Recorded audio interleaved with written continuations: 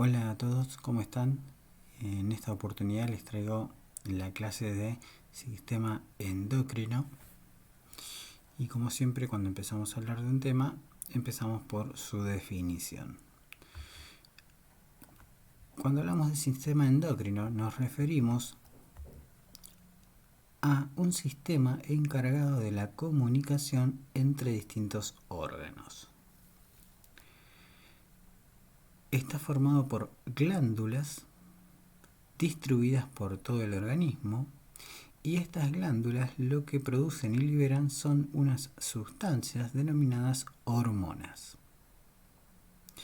Las hormonas son el medio de comunicación entre los órganos y el objetivo final de este sistema es coordinar e integrar las funciones de todos los sistemas.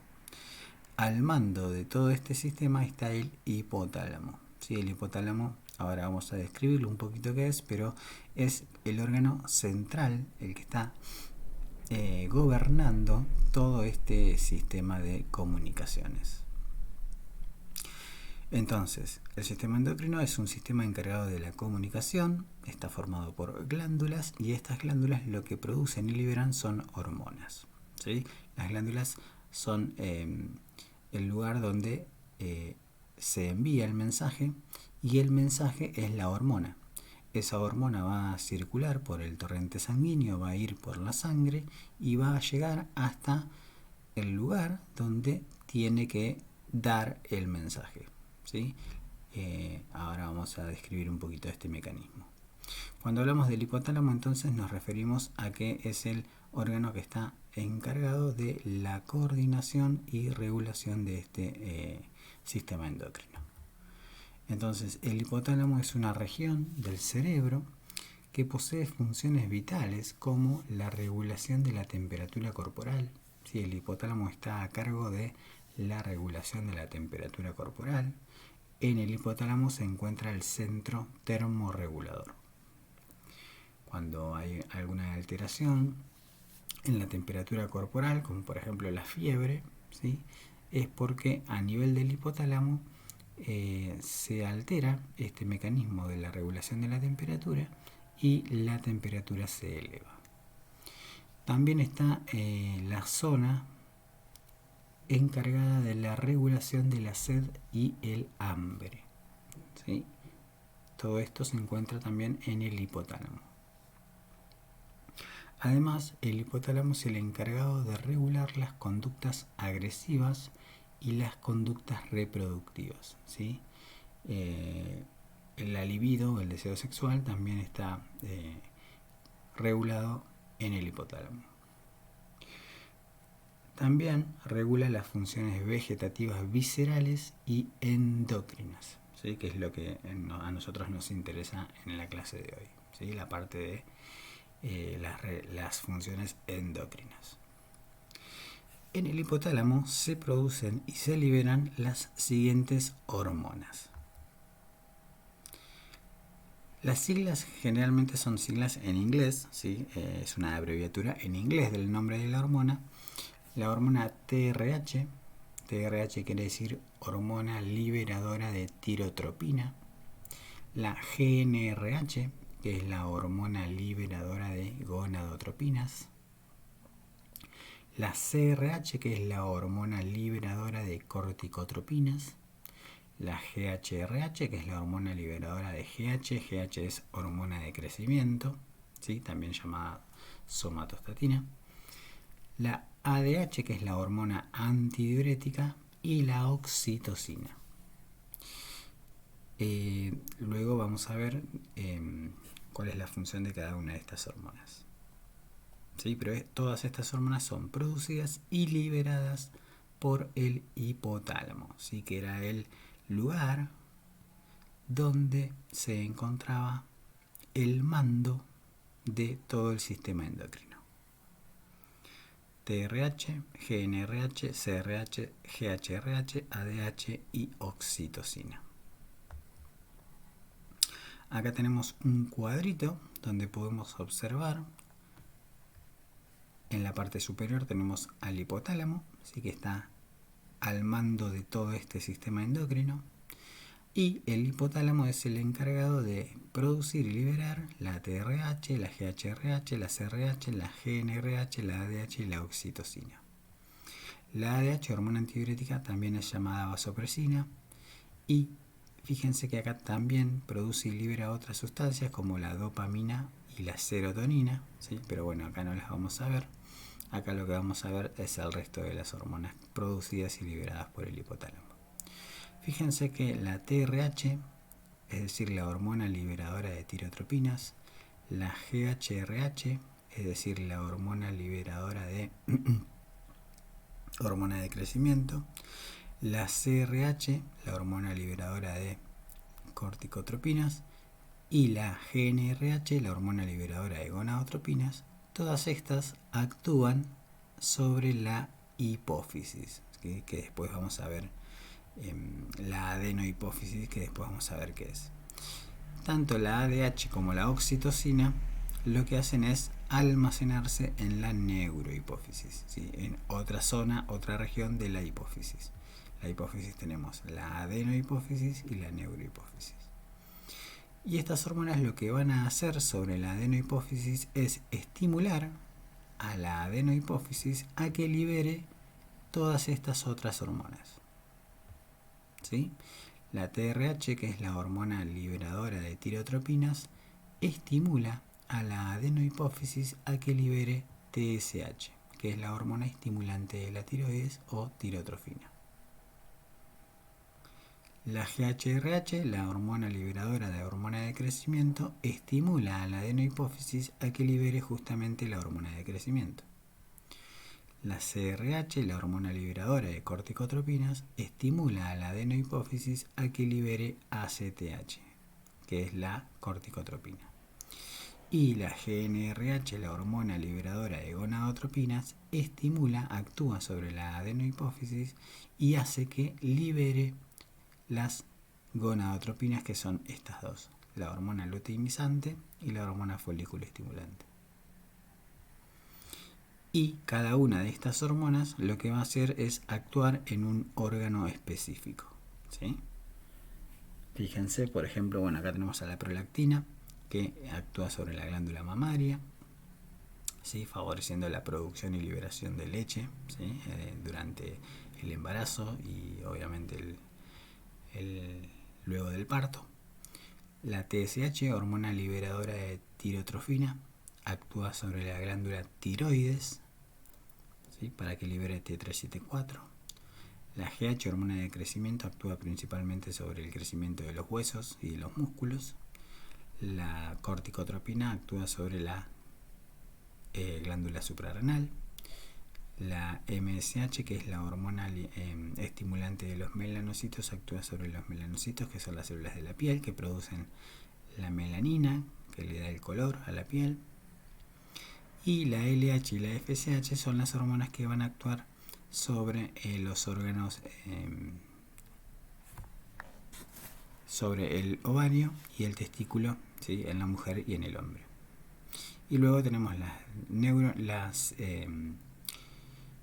hormonas de la neurohipófisis, que son la ADH o vasopresina, que va a actuar principalmente sobre el riñón, y la oxitocina, que va a actuar sobre el útero, ¿sí? Y la articulación de la sínfisis de pubis, fundamental para el trabajo de parto, ¿sí? Cada una de estas hormonas actúa sobre un determinado órgano específico y obviamente hace que ese órgano desarrolle alguna actividad, ¿sí? Este es como un cuadrito resumen de todo lo que es el sistema endocrino. Al final de la clase lo vamos a volver a ver para terminar de cerrar el tema. Entonces, ¿cuáles son las glándulas endocrinas?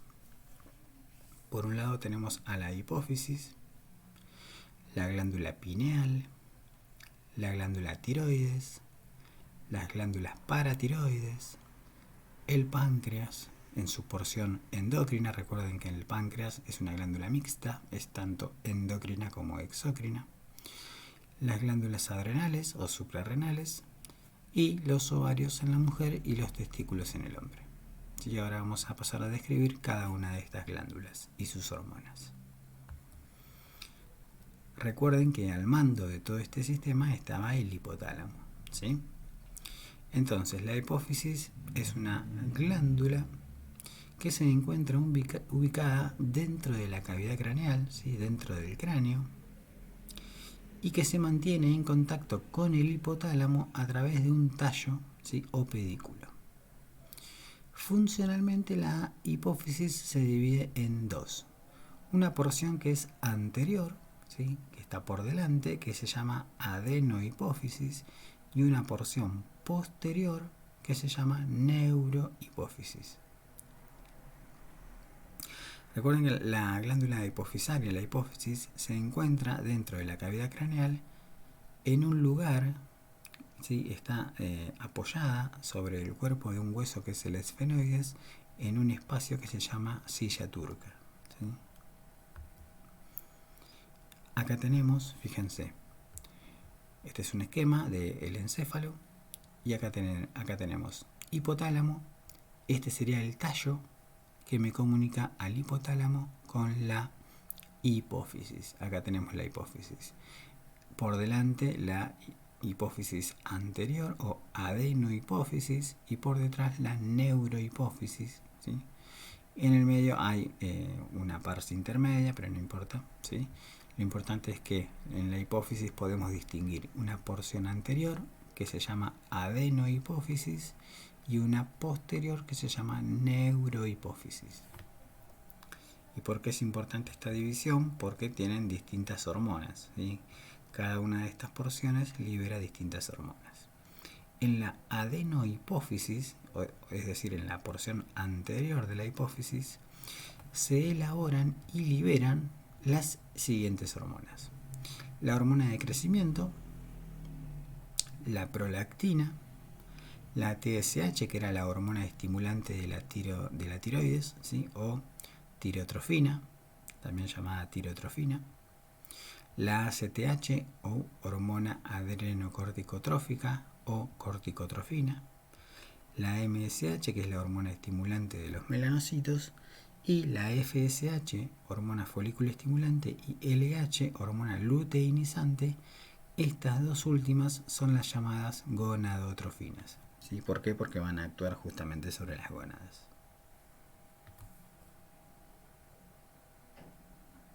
Todas estas hormonas son producidas y liberadas por la adenohipófisis, ¿sí? Hipófisis anterior.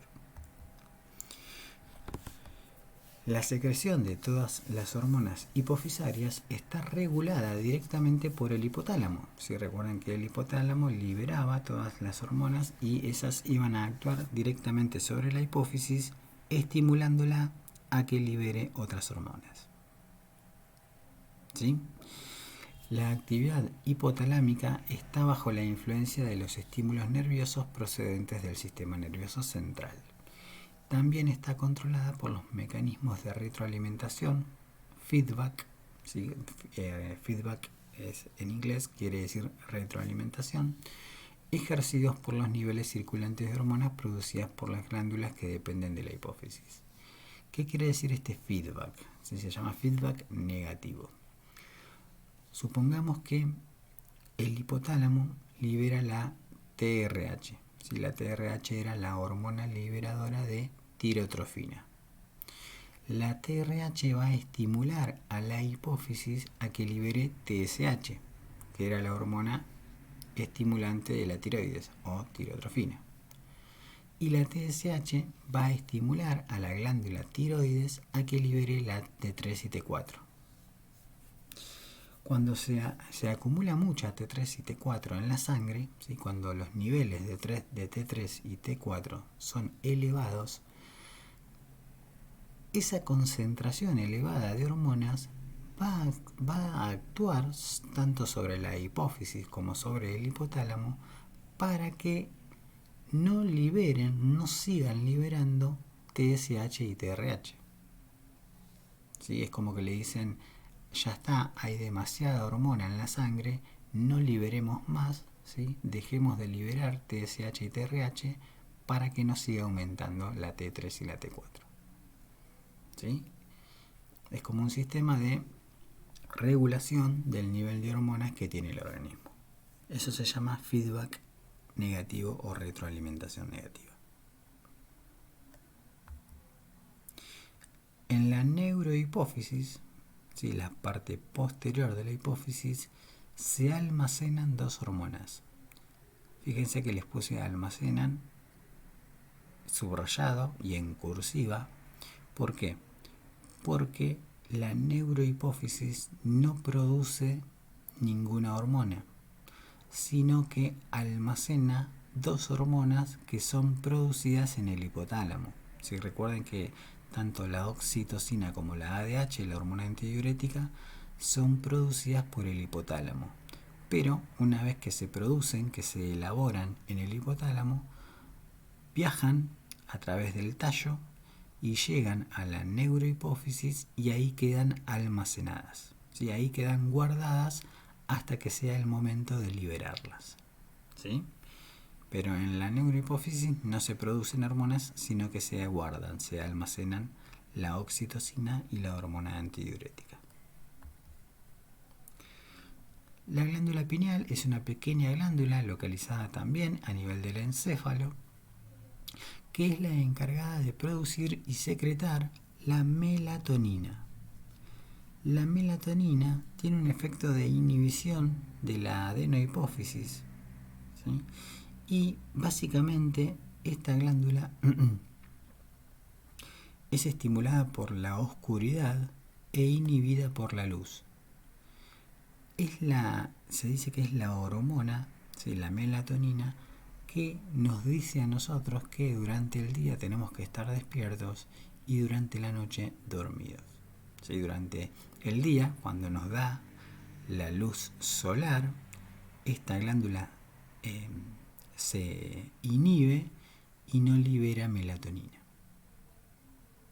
¿Sí? Entonces nosotros nos mantenemos despiertos. Cuando llega la noche, al no haber luz solar, lo que hace la glándula es comenzar a liberar la melatonina. Y la melatonina es lo que nos produce sueño. ¿Sí? Por eso se dice que es la glándula encargada de regular el ciclo de sueño-vigilia. ¿Sí? Vigilia es cuando estamos despiertos. Sueño-vigilia.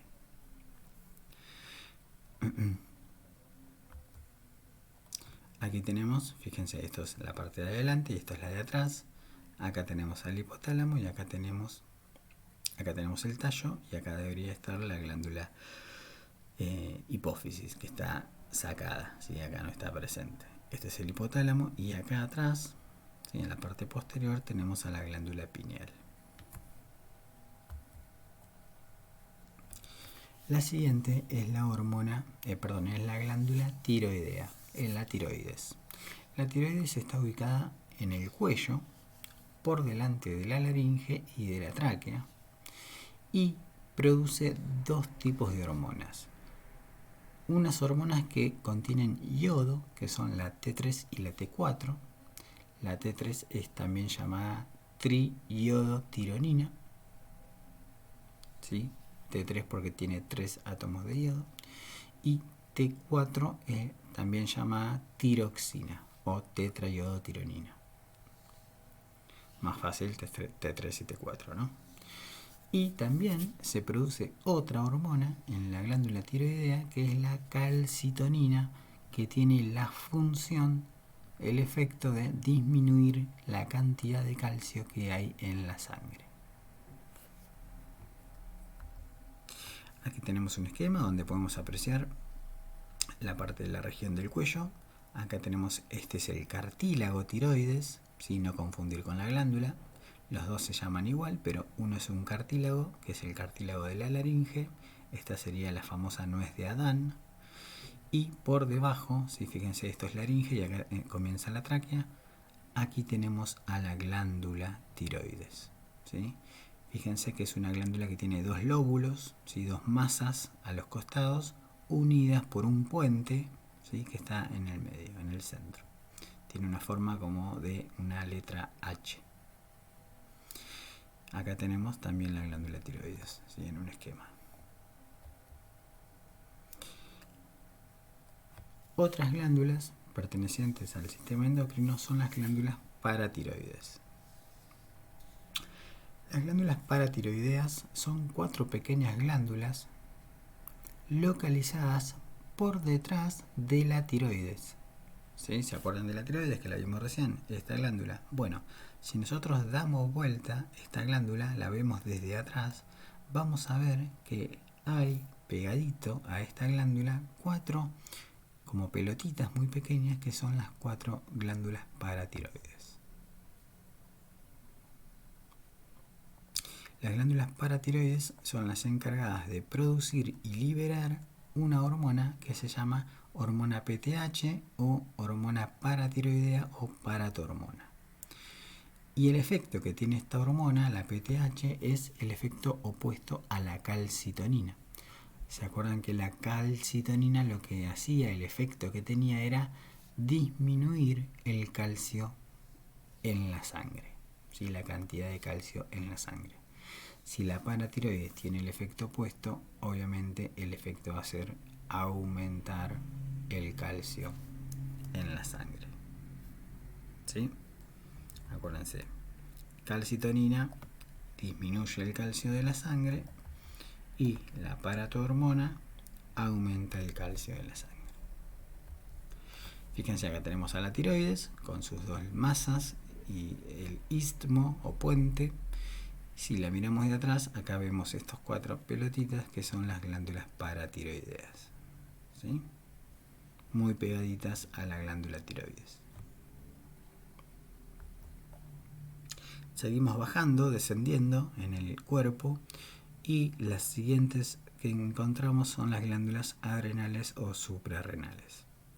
Son 2 pequeñas glándulas ubicadas sobre el polo superior de los riñones. ¿Se acuerdan que las nombramos cuando vimos los aparato urinario? Cuando describimos a los riñones dijimos que arriba, apoyados en cada polo superior de ambos riñones, se encontraban estas pequeñas glándulas que eran las glándulas adrenales o suprarrenales. Si nosotros cortamos a estas glándulas y las abrimos, en su interior vamos a poder distinguir 2 zonas, ¿sí? 2 partes. Una central, una que está en el centro de la glándula, que es la médula, y otra zona que está rodeando a la médula por fuera, que es la corteza. En la médula se produce y se liberan las catecolaminas. Cuando hablamos de catecolaminas, hablamos de adrenalina y noradrenalina. Seguramente han escuchado, ¿no?, nombrar a la adrenalina, ¿sí?, y a la noradrenalina. Son catecolaminas que se producen y se liberan a nivel de la médula, de las glándulas suprarrenales, y en la corteza se produce y se liberan los mineralocorticoides y los glucocorticoides. El glucocorticoide de excelencia de nuestro organismo natural es el cortisol. Y el mineralocorticoide es la aldosterona.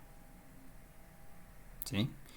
Glucocorticoide, el cortisol. Y mineralocorticoide, la aldosterona.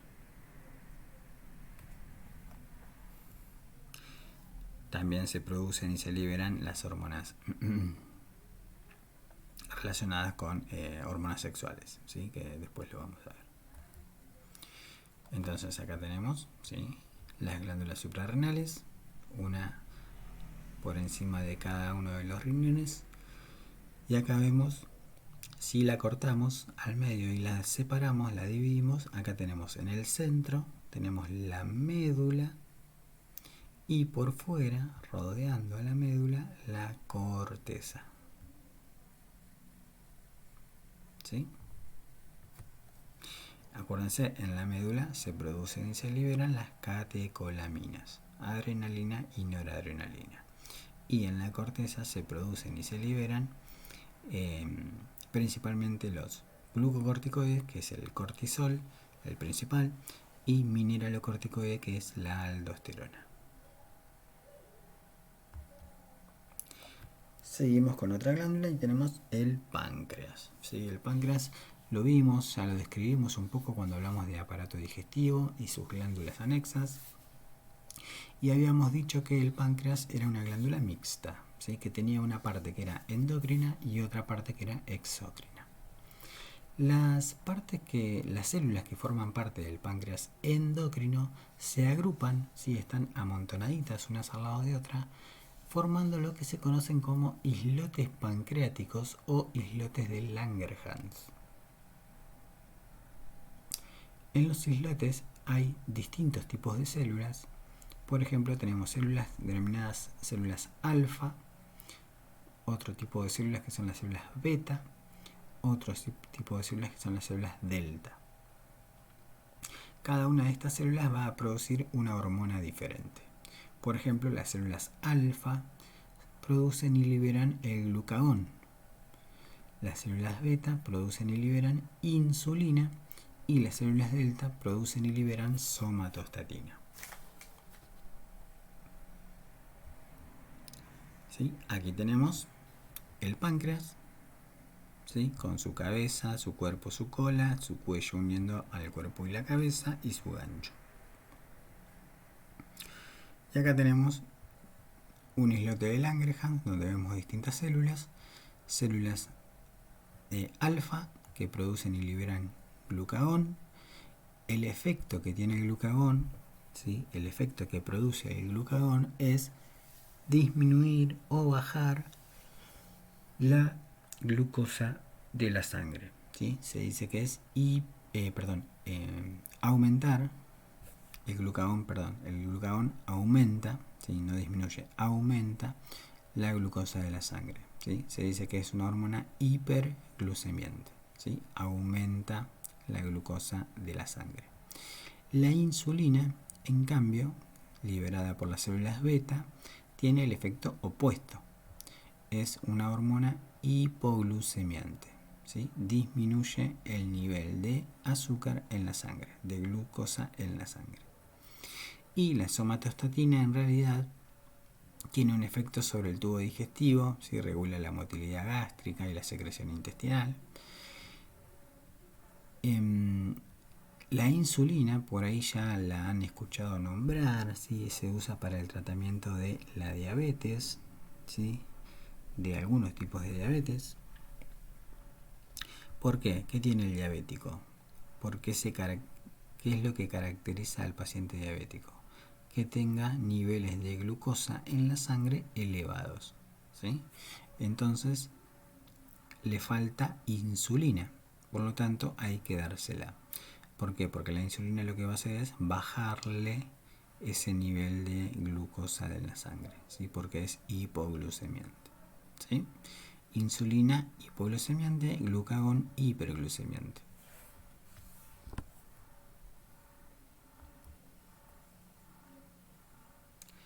Seguimos bajando en el cuerpo, en el organismo, y encontramos ya a los ovarios en la mujer y los testículos en el hombre.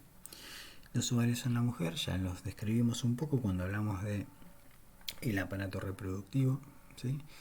Dijimos que eran dos órganos pertenecientes al sistema reproductivo femenino, pero que también tienen funciones endocrinas, ¿sí? ¿Por qué? Porque producen y liberan varias hormonas, entre ellas los estrógenos, la progesterona y andrógenos, ¿sí?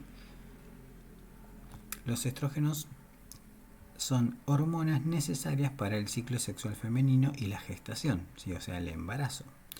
Estimulan el desarrollo de los órganos sexuales internos y externos en la pubertad y también son responsables de la detención del crecimiento. La progesterona es esencial para la gestación y es producida por el cuerpo lúteo. Y los andrógenos son la androstendiona y la testosterona. Fíjense que el término progesterona, el nombre progesterona quiere decir pro, viene de a favor, ¿sí? O que favorece algo, y gesterona viene de gestación. La progesterona es la hormona de la gestación, ¿sí? Por eso dice que es esencial para la gestación, para el embarazo.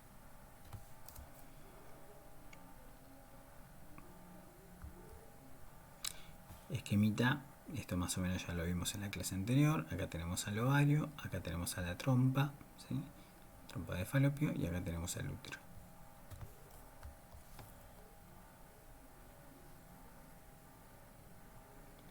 Y los testículos, ¿sí? En el hombre funcionalmente poseen dos tipos de células.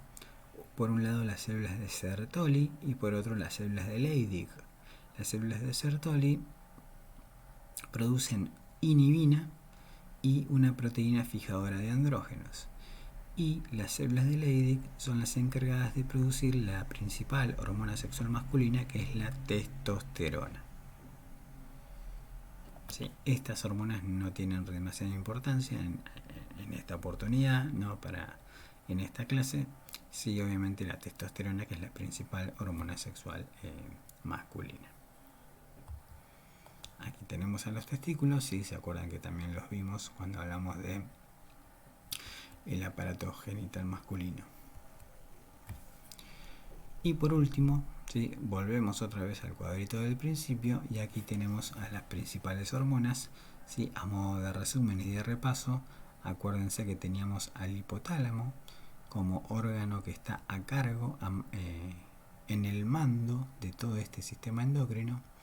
El hipotálamo liberaba estas hormonas, la TRH, la GHRH, la CRH, la GnRH, la ADH y la oxitocina.